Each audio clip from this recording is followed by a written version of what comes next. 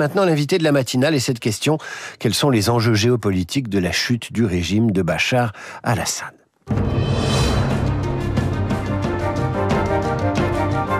Bonjour Bruno Tertrais. Bonjour. Merci d'être avec nous ce matin. Vous êtes directeur adjoint de la Fondation pour la recherche stratégique. Vous avez publié cette année l'Atlas des frontières, murs, migration, conflits aux éditions des Arènes. Avant d'évoquer les conséquences régionales et internationales, la chute de Bachar a des airs de surprise. Est-ce vraiment une surprise ? C'est une surprise parce que c'est allé très très vite. Mais vous savez, David Abiker, les régimes autoritaires ont une caractéristique. Ils durent longtemps et ils s'effondrent très vite. Le seul problème, c'est qu'on ne peut pas savoir exactement à quel moment ils s'effondrent. En fait, il s'est passé, on peut reconstituer le puzzle. Il y a une conjonction de trois choses. D'abord, les soutiens du régime, ceux qui ont sauvé Bachar el-Assad en 2015, l'Iran et la Russie, sont affaiblis ou n'ont pas pu affecter les moyens militaires nécessaires à la poursuite de ce soutien. Vous avez une armée corrompue, une force organisée qui est prête à avancer et un pays opportuniste, la Turquie, au nord, qui décide que c'est le moment. Tout cela fait que les choses sont allées très vite. Encore une fois, les régimes autoritaires, on le voit partout dans l'histoire, partout dans le monde, ils durent longtemps, mais ils peuvent s'effondrer très vite. Bruno Tertrais, cet effondrement, c'est la victoire de rebelles djihadistes. Mais de quel djihad parle-t-on ? On a l'impression, en regardant les commentaires, en écoutant un peu ce qui se dit, qu'il y a des bons et des mauvais djihadistes. Alors, je ne dirais pas cela.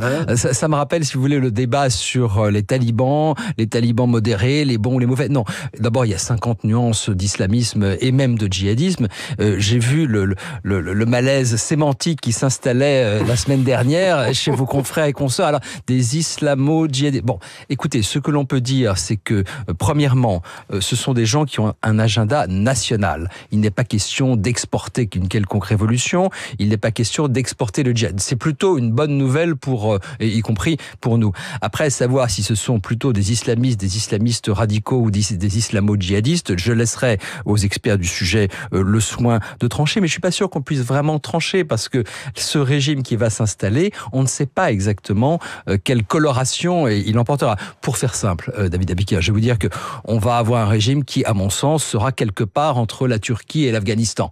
Voilà, vous voyez ce que je veux dire. Un régime qui sera certainement islamiste, mais avec des nuances qu'il est encore un petit peu difficile de cerner à cette heure. En tout cas, moi, je ne rentrerai pas dans le jeu des pronostics. C'est encore trop flou. Alors, passons maintenant aux conséquences régionales. Bruno Tertrais, qui sont les grands perdants, qui sont les grands gagnants de cet effondrement du régime syrien ? Le grand gagnant, c'est évidemment la Turquie, qui, ça y est, Erdogan c'est payé, pardonnez-moi l'expression, Bachar el-Assad, et la Turquie va pouvoir faire deux choses. Premièrement, conforter sa zone de sécurité. C'est comme un nouveau petit vilayet ottoman au nord de la Syrie.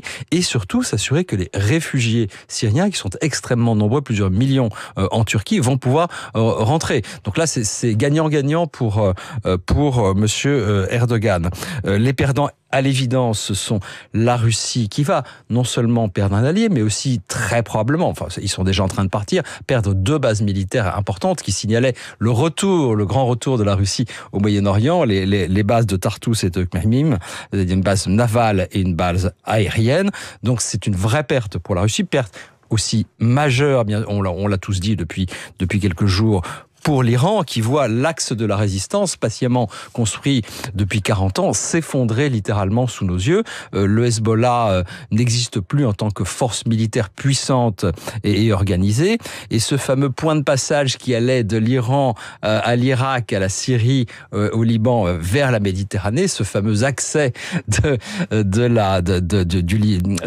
l'Iran aux mers chaudes, à la mer Méditerranée, la mer chaude c'est plutôt la Russie, eh bien, ça y est, il est brisé. Donc, en termes de géopolitique compréhensible, on va dire, la Russie perd son accès aux mers chaudes et l'Iran perd son accès à la Méditerranée. Non, c'est vraiment une très grosse perte pour la Russie et pour l'Iran, avec une grande question sur l'Iran que beaucoup de gens vont se poser légitimement. Est-ce que ça va conforter l'Iran dans sa volonté d'aller jusqu'à la bombe atomique, puisque c'est après tout peut-être le seul atout stratégique qui lui restera. Il y a un paradoxe quand même, c'est que 2 conflits fabriquent la fin d'une guerre civile d'une certaine façon, c'est-à-dire l'Ukraine et le conflit au Proche-Orient. Un général américain, il y a une vingtaine d'années, disait que le Moyen-Orient est comme un mobile. Vous touchez une pièce et toutes les autres pièces se mettent à bouger. Vous savez, on est quand même dans une région très proche de l'Europe orientale, au fond. Et donc, c'est pas extraordinaire que toutes ces pièces soient interdépendantes les unes des autres. Mais c'est vrai, on peut le dire, c'est indirectement, la chute de Bachar el-Assad est en partie seulement, mais en partie le fruit du conflit ukrainien et du conflit au Proche-Orient. Alors, on a vu des scènes de pillage de la résidence du chef de l'État syrien. Les scènes de pillage, c'est assez courant dans ces contextes-là. En revanche, on est plutôt inquiet sur l'arsenal syrien et notamment l'arsenal chimique, puisque Bachar el-Assad s'est rendu coupable d'avoir utilisé ses armes chimiques contre son propre peuple.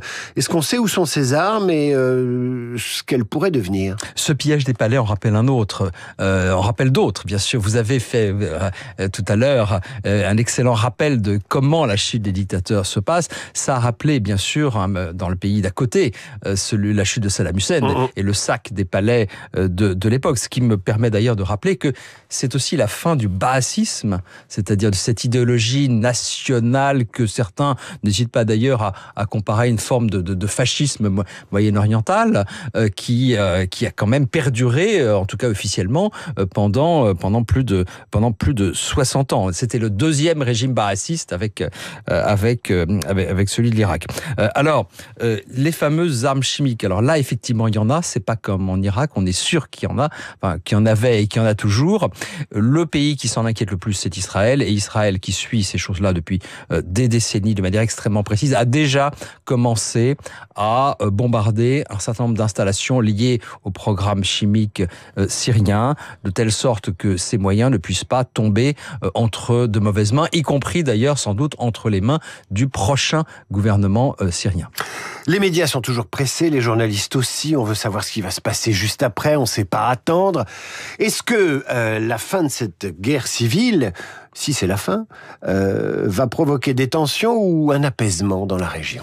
Ça crée des frictions, cela crée du bouillonnement. C'est encore trop tôt pour le dire, cher David, je suis navré, mais je voudrais quand même rappeler 2 choses. D'abord que souvent, on préfère dans la région un régime autoritaire qui sait où il va à un régime dont on ne sait pas trop où il va. Regardez Israël, par exemple. Israël, on vous le dit depuis des années, nous préférons le diable que nous connaissons au diable que nous connaissons pas. Quand on leur demandait que pensez-vous de Bachar el-Assad?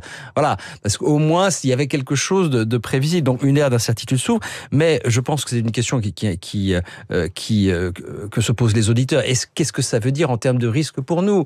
Le terrorisme, les réfugiés. Et là, je crois qu'il faut rappeler, franchement, une chose importante. Le régime de Bachar el-Assad est le co-constructeur de l'État islamique. C'est lui qui, en libérant des djihadistes de prison et en les envoyant vers l'Irak au début des années 2010, a participé à la création de l'État islamique. Donc, il ne faut pas inverser les choses. Je comprends qu'on s'inquiète aujourd'hui, mais rappelez que le régime de Bachar el-Assad a participé à la naissance de l'État islamique. La deuxième chose, les réfugiés, il est légitime aussi de s'en inquiéter, mais c'est ce régime, cette guerre civile qui a provoqué ces flux de réfugiés. Les réfugiés, ils sont en train de rentrer, on les voit.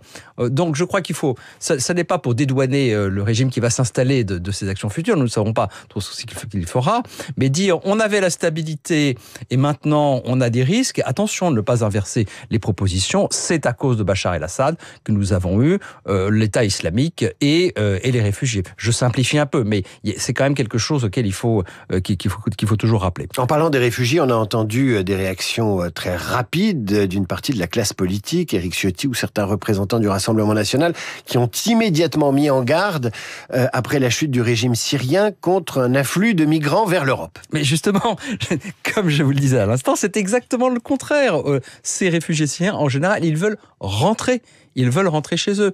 Encore une fois, c'est une des raisons pour lesquelles la Turquie a soutenu ce renversement et ce changement de régime. C'est pour que les réfugiés puissent rentrer chez eux. Donc, moi, je fais le pari qu'on aura beaucoup plus de réfugiés qui reviennent que de réfugiés qui partent. Ça dépendra aussi, bien sûr, du sort qui est réservé aux minorités, notamment aux minorités chrétiennes. Pour l'instant, les premiers signaux sont plutôt positifs sur place, mais attendons de voir, bien sûr. Quelle va être l'attitude des États-Unis et de la Russie dans cette région ? La Russie ne veut pas tout perdre au Moyen-Orient. Elle vient de convoquer elle vient de demander une réunion spéciale du Conseil de sécurité des Nations Unies. Mais la Russie pardon d'utiliser cette expression, a d'autres chats à fouetter. Franchement, encore une fois, ça montre en creux ce qui se passe, montre aussi toutes les difficultés matérielles et militaires qui se posent à la Russie. Donc la Russie va s'efforcer de ne pas tout perdre et se dit que, comme c'est le cas depuis à peu près 3 siècles, la Russie finira par revenir au Moyen-Orient, mais là, pour l'instant, elle a à peu près perdu toutes ses billes. Pour les États-Unis, la priorité sera bien sûr de continuer à contribuer à la sécurité d'Israël, mais surtout de s'assurer que l'Iran n'aille pas jusqu'au seuil nucléaire, parce que ça va être un des grands sujets des prochains mois. Un Iran affaibli qui perd ses principaux leviers d'action. Il reste les Houthis, quand même au Yémen. Eh bien, c'est un Iran qui pourrait effectivement être tenté d'accélérer son programme. Et là, ça va être un des grands sujets des prochains mois. Bruno Tertrais, merci d'avoir été avec nous ce matin sur Radio Classique. Je rappelle que vous êtes directeur adjoint de la Fondation pour la recherche stratégique et que vous venez de publier l'Atlas des frontières, murs, migration, conflits aux éditions des Arènes. À bientôt, Bruno.